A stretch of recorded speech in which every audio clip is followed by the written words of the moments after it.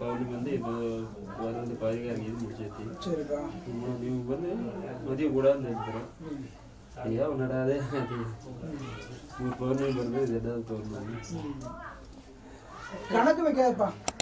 அம்மாளுக்கு போடுறது கணக்கே வைக்காத. வர்றேன் உங்க காரியம் நடக்கும். புரிஞ்சுதா? அவளுக்கு கணக்கு இல்ல.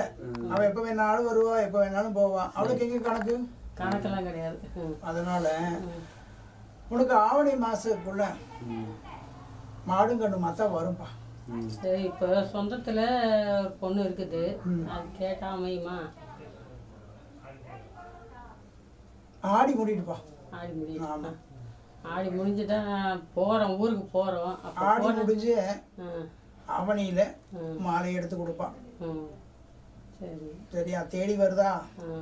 தேடி வருதா இல்லையா? அதான் நம்ம போய் கேட்கணும். அதை கேட்கறதா? கேட்கணும்.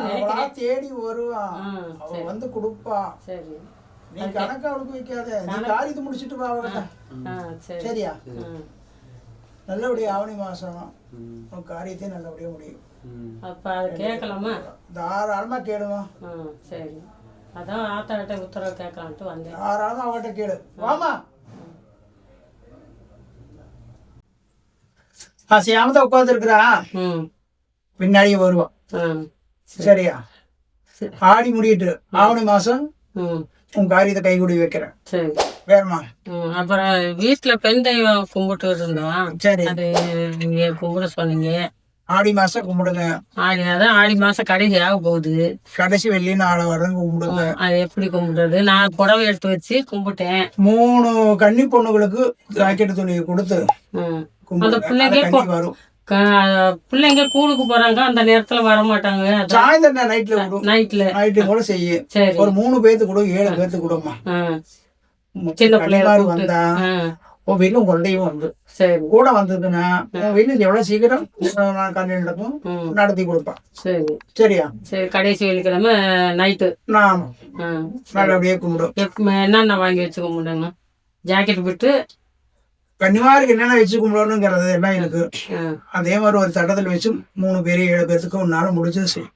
அதான் என்ன வைக்கணும்னு ஜாக்கெட் விட்டு அப்புறம் எல்லாம் வச்சு கொடும். மனசுக்கு என்ன தோணுதோ அதை வச்சு கொடு. சரி, சரியா? வேற அதான் வீட்லயே கொஞ்சம் இதா இருக்குது. வீடு பார்த்தாலும் ஒன்னும் அமைய மாட்டேங்குது. இந்த அந்த வீட்டை மாத்துன்னு நான் நினைக்க சொல்லியிருக்கேன். அதான் வீடே ஒன்னும் அமைய மாட்டேங்குதே. இந்த வீட்டை மாத்தினாதான் உனக்கு இந்த காரியத்துக்கு உள்ள நீ மாத்து. ஆவணி மாசத்துல மாத்திரும். வீடு மாத்தினே உனக்கு காரியத்தை கை கூட வச்சு.